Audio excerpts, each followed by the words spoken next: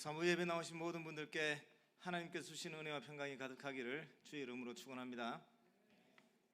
제가 알고 있는 한 그 청년 남녀가 서로 이제 결혼을 합니다. 이 남편 되는 청년은 축구를 참 좋아하는 청년이었어요.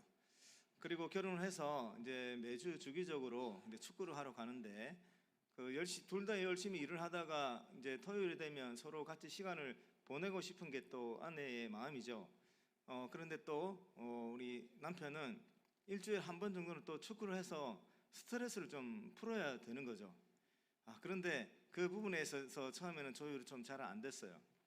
그리고 이제 코칭하는 목사님이 이 부부를 데리고 코칭을 하는데 그 남편이 이렇게 얘기를 하는 겁니다. 아내에 대해서 어떤 마음을 가지고 있느냐 하니까 저는 제 아내를 위해서 목숨까지 바칠 수 있습니다, 이렇게 이야기를 했어요. 근데 그 이야기가 아내에게는 와닿지가 않았습니다. 그러자 그 코칭하는 목사님이 단어를 좀 바꿔야 된다고 해서 다시 알려줬어요. 나는 축구보다 아내를 더 사랑합니다, 이렇게 이야기를 해보라고 했어요. 그래서 그 남편이 그 말대로 나는 축구보다 아내를 더 사랑합니다 라고 이야기를 했는데 그 말이 와닿았던 겁니다. 아내는 그 말을 듣자 이제 그 남편의 진심을 이제 받아들이게 되는 거죠. 여러분, 이 아내 입장에서 그 남편이 자기를 사랑한다, 사랑 안 한다, 어느 정도 사랑한다 라고 했을 때 무엇이 그 평가하는 기준이 되었습니까? 축구죠. 축구를 놓고 어떤 반응을 보이는가에 따라서 내 남편이 나를 참 많이 아끼고 사랑하는구나 라고 하는 것을 어느 정도 이제 와닿았던 거예요. 측정할 수 있었던 거예요. 여러분, 리트머스 시험지 그 종이를 아십니까? 제가 국민학교 때 아마 배웠던 것 같은데 어떤 액체가 있으면 산성이 있고 염기성이 있잖아요. 그래서 이 액체가 산성인지 염기성인지를 확인할 때 쓰는 측정지가 리트머스 이 시험지예요. 그래서 이 리트머스 종이를 그 액체에 담갔을 때 붉은색으로 되면은 그 액체는 산성이고, 그리고 이 액체를 담궜는데 푸른색으로 변하면 그 액체는 염기성인 거죠. 그 액체가 어떤 그 산성도를 가지고 있는가라고 하는 것을 확인하기 위해서 쓰는 측정지가 리트머스 시험지입니다. 하나님께서 우리와 함께 동행하시면서 우리의 신앙을 측정하실 때가 있습니다. 우리의 믿음이 어느 정도인지, 하나님을 향한 신뢰도가 어떤 정도인지, 하나님께 우리가 했던 여러 고백들이 정말로 진실인지 아닌지, 그것을 하나님께서 확인을 하실 때가 있어요. 그래서 리트머스 그 시험지로 용액의 산성인지 염기성인지를 확인하는 것처럼 하나님께서는 어떤 특정한 사람, 특정한 상황, 이런 것들을 우리에게 만나게 하셔서 우리 신앙을 측정하시는 그런 상황이 있는데 다윗에게 있어서는 아마 사울이 그 역할을 하지 않나 그렇게 봅니다. 그래서 오늘 저는 하나님께서 우리의 그 신앙을 측정하실 때 어떤 그 경로를 통해서 어떤 도구를 사용하시는지, 어떤 상황을 이용하시는지 그것을 한번 알아보고 우리는 그런 상황에서 또 어떻게 반응을 해서 하나님께 인정을 받는 그런 믿음을 가질 수 있는지 그 부분에 대해서 전해보겠습니다. 오늘 본문의 말씀을 잠깐 살펴보면 다윗이 그 사울과의 관계 속에서 처음에는 골리앗과의 그 전투에서 승리를 거둔 후에 다윗이 이스라엘의 군대 장관까지 올라가게 됩니다. 그런데 사울의 미움을 받아서 사울이 다윗을 죽이기로 결심을 하죠. 그때부터 다윗은 사울을 피해서 이제 도망을 가야 하는 그런 삶이 되었습니다. 그렇게 도망을 다니다가 모압이라고 하는 지역에서 이제 안전한 지역을 발견한 것이에요. 거기에다가 그 모압 왕에다가 자기 부모님들을 부탁을 하고 자기도 모압에 있는 요새에서 지내고 싶어 했죠.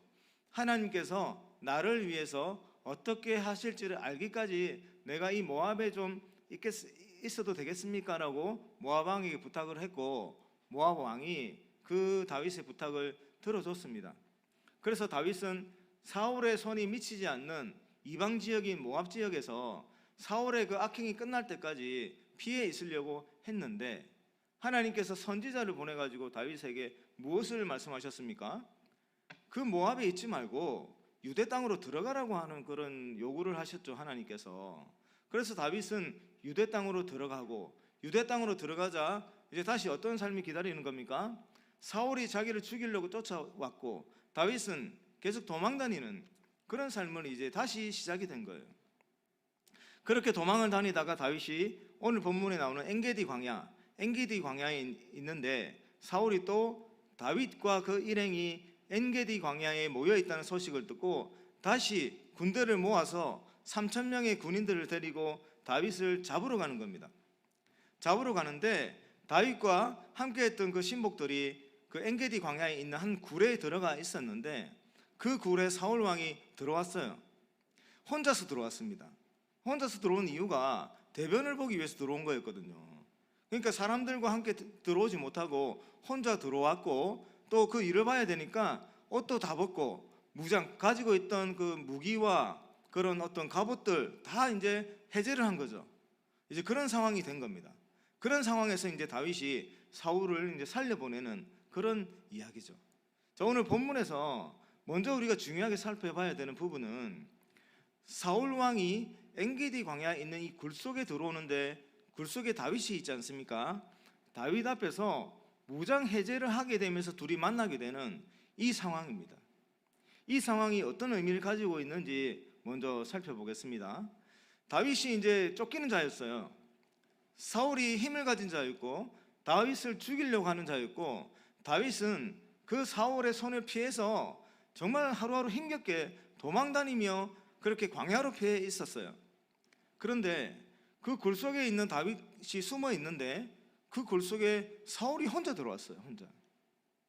이스라엘에서 가장 막강한 힘을 가지고 있는 이 사울 왕이 자기가 지니고 있는 무기와 이 어떤 그 갑옷들 모두 다 풀어헤치고 무방비의 상태로, 노출이 된 상태로 다윗 앞에 놓여 있는 상황이 된 거예요. 어떻게 이런 일이 일어날 수가 있을까요? 순간에 완전히 이제 그 처지가 완전히 바뀐 거예요. 이제는 다윗은 자기가 마음만 먹으면 사울을 죽일 수도 있는 그런 상황이 되어버린 겁니다.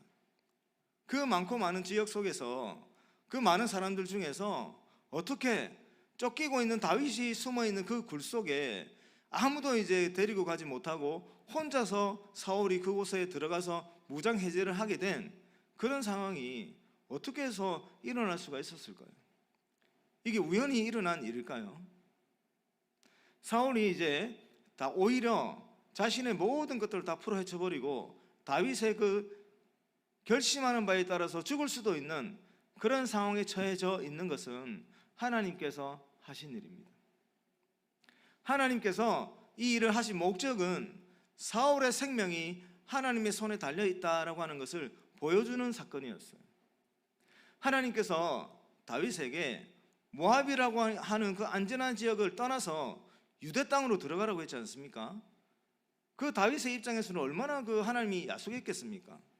그렇지만 다윗은 유대 땅으로 들어갔는데, 하나님께서 이 다윗을 목숨을 노리고 있는 사울이 유대의 권력을 잡고 있는데도 불구하고 다윗을 유대 땅으로 들어가게 하신 목적은 이스라엘의 진정한 왕이 누구인가를 다윗에게 확인시켜 주고 싶었던 거예요. 사울의 생명이 누구 손에 달려 있는가, 그것을 확인시켜 주고 싶었던 거예요.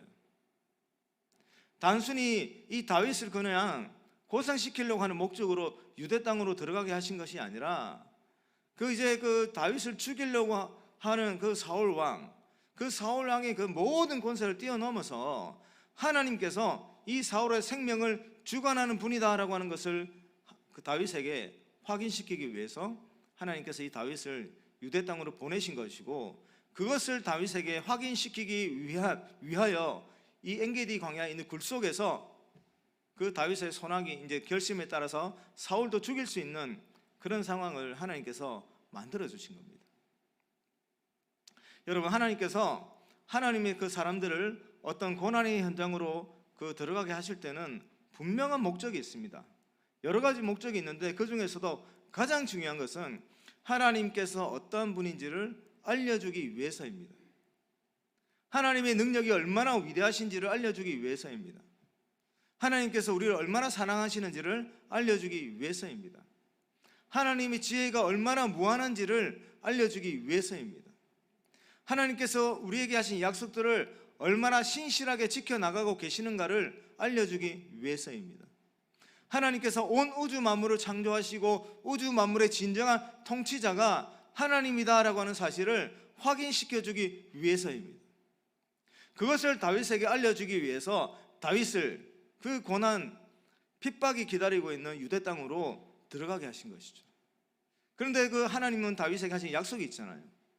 그 약속을 어떻게 지켜나가는가, 그것을 보여주기 위해서 유대 땅으로 들어가게 하셨는데, 그 사건 하나가 바로 오늘 이 사울 왕을 다윗의 그 무릎 앞에 그렇게 데리고 온 거예요. 사랑하는 성도 여러분, 우리 청년 여러분, 우리가 고난을 만날 때가 있습니다. 어떨 때 보면 하나님께서 우리를 그 고난 속으로 밀어 넣었다 싶은 생각이 들 그런 순간도 있습니다.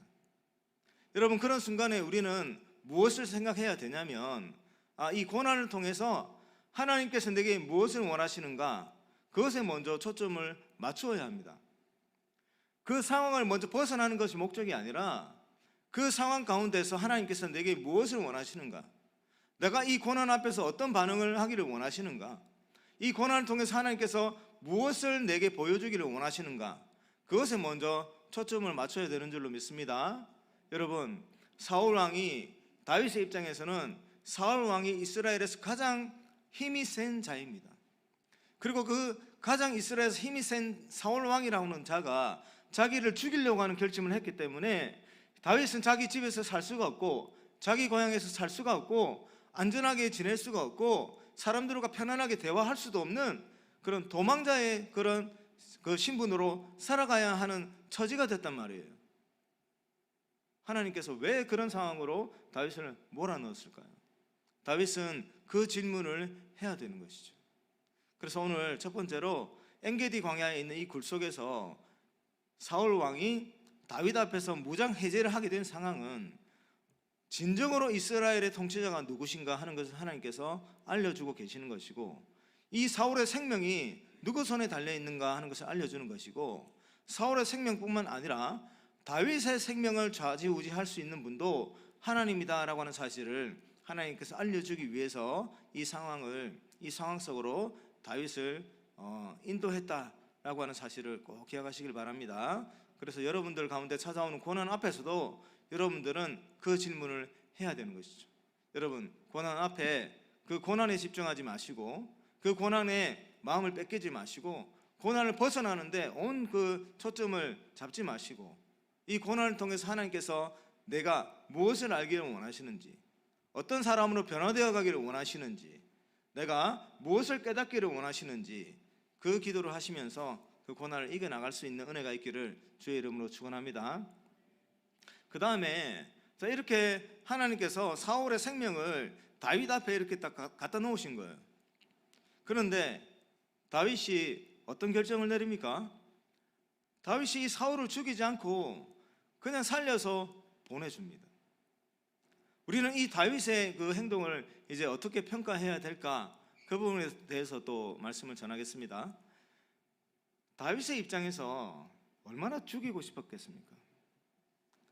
지금 다윗은 마음만 먹으면 이제 사울 죽일 수가 있어요. 자기 손에 피를 안 묻혀도 옆에 있는 신복에게 저 사울을 죽여라라고 명령만 내리면 이제 사울은 죽을 수밖에 없습니다. 여러분, 이 사울이 죽게 되면 다윗은 이제 어떤 삶을 살 수 있습니까? 도망다니는 삶을 끝낼 수가 있어요. 자다가 인기척이 나서 깜짝 놀라면서 일어나서 또 주변을 살펴야 되는 그런 삶을 정리할 수가 있습니다. 낯선 사람이 자기를 쳐다볼 때 저 사람이 나를 사울에게 신고하는 것은 아닐까라고 하는 불안감에 사람들을 바라봐야 되는 그런 삶도 끝낼 수가 있습니다. 그리고 가까운 사람들과 편안하게 주변에 원하는 곳에 가서 원하는 식사를 할 수 있고 어떤 편안하게 자신의 삶을 살아갈 수가 있는 거예요. 또 하나님께서 이 다윗을 이스라엘의 왕으로 세우기로 결심하셨는데, 또 사울이 죽고 나면 그 자리에 앉아 있을 가능성도 높아지는 거예요. 다윗의 입장에서 얼마나 죽이고 싶었겠습니까? 다윗이 이 순간에 얼마나 많은 고민을 했을까요? 내가 칼을 들어서 지금 저 사울을 쳐야 되나 말아야 되나, 얼마나 많은 갈등을 했을까, 그 짧은 시간에. 그리고 옆에 있는 사람들도 하나님께서 보내주신 기회라고 이야기를 합니다. 하나님께서 그 다윗의 원수를 다윗 앞에 데리고 오겠다고 하지 않았냐고, 하나님 그렇게 약속하지 않았냐고. 옆에 다윗에 있는 사람, 모든 사람들이 다 다윗에게 저 사울을 죽여도 된다고 그렇게 말을 하고 있습니다. 그리고 다윗이 사울한테 잘못한 것이 없잖아요. 오히려 사울에게 많은 잘못을 했지 않습니까? 다윗이 사울을 죽였을 때 다윗의 입장에서는 그 행동에 대해서 변호할 수 있는 충분한 입장이 되는 거예요. 모든 사람들이 그 행위를 옳다라고 지지하고 있습니다. 근데 다윗이 어떤 결정을 내렸죠? 모든 사람들이 다 사울을 죽여도 된다라고 말을 할 때 다윗에게 새로운 생각이 들어왔는데, 그것은 하나님께서 그 행동을 싫어한다는 거였어요. 상황도 사울을 죽일 수 있는 합리적인 상황이고, 여러 사람들이 그 사울을 죽여도 된다고 옆에서 지지하고 있는데, 다윗의 마음속에는 하나님께서 사울을 죽이는 것을 금하신다, 싫어하신다, 이 생각이 딱 들었던 거예요. 이 사울의 생명을 주관하시는 분은 하나님이다. 하나님이 기름을 부어서 이 사울을 이스라엘 왕으로 삼으셨는데, 이 사울 왕의 생명을 끌어내리는 것도, 왕의 자리에서 끌어내리는 것도 하나님께서 결정을 내리셔야 한다라고 하는 생각이 들어온 거예요. 그래서 두 가지 생각을 놓고 다윗은 어떤 것을 취했냐면, 하나님께서 자기에게 주신 그 생각을 취한 겁니다. 그래서 사울을 죽이지 않고 옷것만 살짝 베어서 사울이 조용히 돌아갈 수 있도록 살려줬죠. 그리고 나중에 그 사울의 옷것을 이렇게 살짝 베인 것은 어떤 목적이었습니까? 나중에 사울에게 이야기를 하죠. 내가 사울 왕에게 다른 마음이 없다고, 사울 왕에게 내가 적대하는 마음이 없다고. 그것을 이제 이야기하기 위해서 죽일 수 있는 상황이었지만 내가 왕을 해하지 아니하고 옷것만 살짝 베었습니다 라고 하는 것을 나중에 이야기를 하는 것이죠. 그러니까 다윗은 이 순간에 어떤 마음을 가지고 있는 겁니까?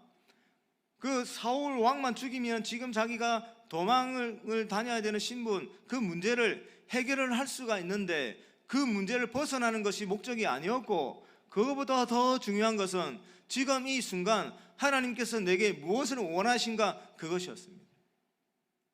다윗은 그것을 깨달았고, 사울 왕의 그 생명도 하나님의 손에 있다는 것을 깨달았고, 자기가 사울 왕의 왕이 자기를 죽이려고 하는 상황 속에서도 지금까지 목숨을 부지하고 있는 것도 하나님의 은혜다라고 하는 사실을 깨달았기 때문에, 하나님이 온 우주 만물의 통치자다라고 하는 것을 인정했기 때문에 이 순간에 사울을 그냥 돌려보내준 것이죠. 사랑하는 성도 여러분, 하나님께서 원하셨던 것은 이러한 다윗의 믿음이었습니다. 이런 것이 바로 하나님을 경외하는 거였어요. 사울은 하나님을 경외함에 있어서 실패를 했습니다. 이스라엘의 진정한 왕이 하나님이다, 여호와 하나님이다라고 하는 사실을 인정하고 하나님의 말씀에 순종하고 자신은 하나님을 대신해서 이스라엘을 통치하는 자다라고 하는 그런 인식이 있어야 됐는데, 사울 왕은 이스라엘의 진정한 왕으로 하나님으로 인정하지 못했고, 자기가 이스라엘의 진정한 왕임을 계속해서 내세웠던 것이죠. 사울 왕은 하나님을 경외하는 데 있어서 실패했기 때문에 하나님께서 다윗을 새로운 이스라엘의 지도자로 세우기로 결심한 것이죠. 그래서 하나님은 지금 다윗의 믿음을 성장시키기 위해서 이 고난 속으로 다윗을 밀어 넣으신 것입니다. 끊임없이 자기 죄를 죽이려고 하는 사울의 손에서 하나님께서 다윗을 지켜주셨고, 오늘 이 본문에서는 오히려 그 사울의 목숨을 다윗 앞에 가져다 주셨던 것이죠. 그런데 여기서 다윗은 이 상황을 허락하신 하나님의 진심이 무엇인가, 하나님의 의도가 무엇인가, 하나님의 목적이 무엇인가, 그것을 분명하게 깨달은 시점이 된 것입니다. 만약에 문제를 벗어나는데 초점이 있었고 문제를 벗어나는데 목적이 있었다면 다윗은 사울을 죽였겠죠. 그런데 그 문제를 벗어나는 것보다 하나님의 뜻에 합당하게 살아가는 것이 우선이었기에 다윗은 사울을 그냥 돌려보내줬습니다. 왜냐하면 하나님께서 그 사울을 자기를 대신해 처리해 주실 것이고 사울이 계속해서 자기를 죽이려고 쫓아다니겠지만 하나님께서는 지금까지 다윗을 지켜주셨던 것처럼 앞으로도 계속 다윗을 지켜주실 것이기 때문에 다윗은 그 하나님의 능력을 신뢰했던 것입니다. 하나님의 약속을 신뢰했던 것입니다. 그래서 자기를 정말 그 비참한 상황까지 몰아가는 그 사울을 죽이지 않고 다시 살려줬던 것이죠. 사랑하는 성도 여러분, 그러면 이 사울이라고 하는 존재가 다윗에게 이제 어떠한 역할을 하는가, 그것을 이제 한번 살펴볼 텐데, 앞에 서두에서 제가 그 리트머스 시험지 이야기도 했고 그 측정지라고 하는 그 표현도 썼는데, 사울이 다윗에게 있어서는 다윗의 믿음이 어떠한 것을 선명하게 드러내는 하나의 시험지가 되는 거예요. 이제 우리가 이제 사무엘상 이후로 계속 읽어보면 다윗이 하나님께 대한 믿음과 하나님에 대한 신뢰가 정말 좋을 때는 사울의 협박에 굴하지 않습니다. 사울이 자기를 쫓아다녀도 자기가 도망자의 어떤 자세로 살아가지 않아요. 그런데 또 어떤 순간에는 믿음이 약해질 때는 사울의 위협 속에서 잘못된 선택을 할 때도 있습니다. 그 이스라엘 지역을 벗어나서 블레셋 땅으로 들어가기도 하고, 그 잘못된 선택을 해서 미친 사람 행세를 해야 될 때도 있었죠. 또 이 시간이 길어지다 보니 또 믿음이 약해져서 블레셋 땅으로 두 번째 들어가는 그런 실수도 범하잖아요. 두 번째로 그 블레셋 땅에 들어가서 이스라엘 백성들과 전쟁터에서 싸워야 되는 그런 위험한 순간이 찾아올 수도 있는 그런 잘못된 선택을 할 때도 있습니다. 그러니까 사울의 위협과 사울의 협박에 대해서 다윗이 어떠한 반응을 보이는가에 따라서 그의 믿음이 확인이 되는 거죠. 하나님은 이 사울이라고 하는 사람, 물론 사울의 행동 합리화할 수가 없습니다. 사울은 하나님을 대적했던 사람이고 하나님의 어떤 계획들을 폐하려고 했던 사람이었어요. 하나님께서 마음만 먹으면 이 사울을 그 즉시 죽일 수도 있었고 사울의 악행을 멈출 수 있도록 할 수 있었습니다. 그런데 하나님은 그 선한 다윗을 그 사울로 말미암은 고난의 현장으로 하나님께서 밀어넣으셨죠. 사울을 죽이지 아니하고 계속 살려두면서 다윗이 사울로 말미암은 고난을 계속 받게 하셨습니다. 하나님은 다윗을 그 시간을 통해서 진정으로 하나님을 경외하는 사람으로 만들어가기를 원했던 그런 목적이 있었기 때문입니다. 여러분에게도 동일하게 그러한 사울과 같은 존재가 있을 거예요.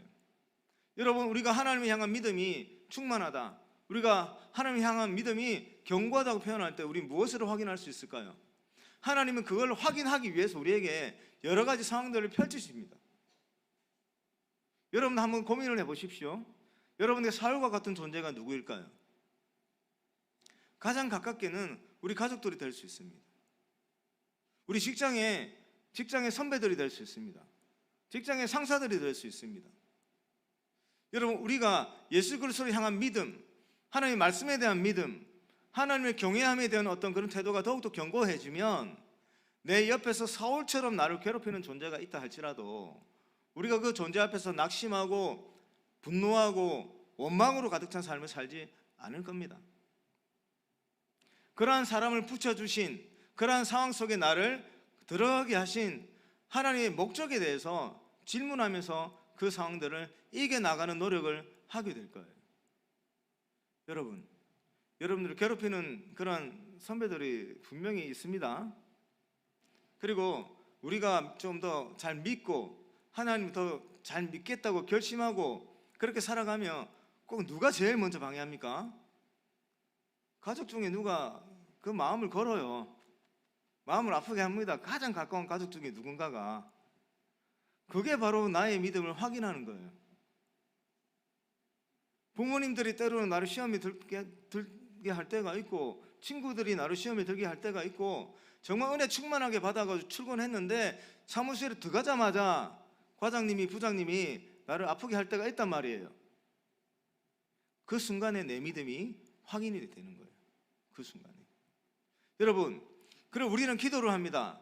나를 괴롭히는 대리가 있고 나를 괴롭히는 과장님이 있으면, 나를 괴롭히는 선배가 있고 나를 괴롭히는 친구가 있으면은 그 사람들 좀 없는 상황 좀 만들어 달라고. 우리는 그렇게 기도를 하거든요. 그런데 오늘 본문에서는 여러분, 더 중요한 기도는 무엇입니까? 그 상황을 통해서 내가 무엇을 깨달아야 됩니까?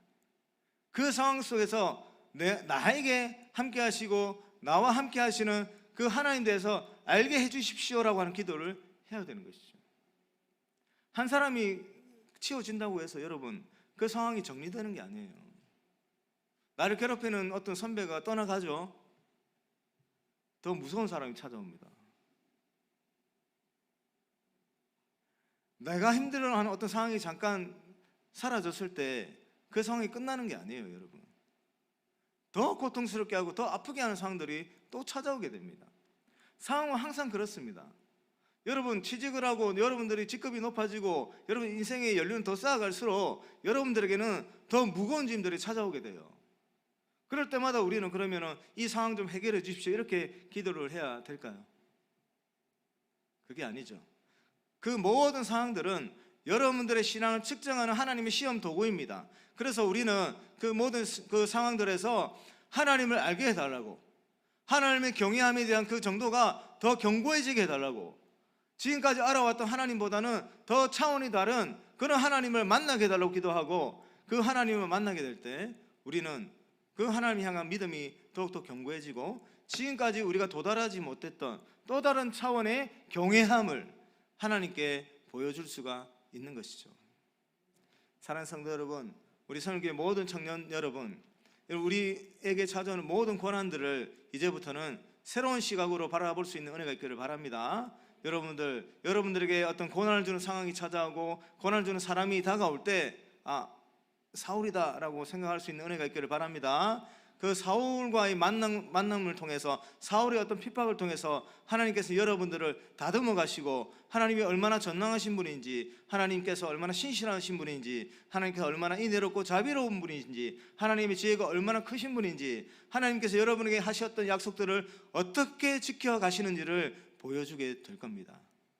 그 과정을 통해서 하나님 아버지께 영광을 올려드리며 그 하나님 경외함에 있어서 날마다 차원이 다른 수준으로 성장해 갈 수 있는 은혜가 있기를 주의 이름으로 축원합니다. 하나님 아버지 감사합니다. 오늘도 우리를 이 예배 자리에 불러주셔서 하나님께 예배하게 하시고 하나님 주신 은혜를 받게 하시니 감사합니다. 하나님, 우리가 하나님의 백성으로서 평탄한 삶을 살기를 우리가 원했던 적이 많았지만 우리 앞에 찾아오는 많은 그 고난들의 상황을 통해서 하나님을 더욱더 알기를 원하고 하나님에 대한 그 경외함을 더욱더 견고히 다져나가는 은혜들을 허락하여 주시옵소서. 그리하여 우리 곁에 사울 같은 존재가 우리의 믿음을 측량하는 하나님의 도구임을 기억하게 하여 주셔서 그 많은 고난과 그런 시험의 순간들을 잘 이겨나가서 진정으로 하나님 아버지의 영광을 드러내며 살아갈 수 있도록 은혜를 베풀어 주시옵소서. 이 모든 말씀을 우리 주 예수님의 이름으로 기도드리옵나이다. 아멘.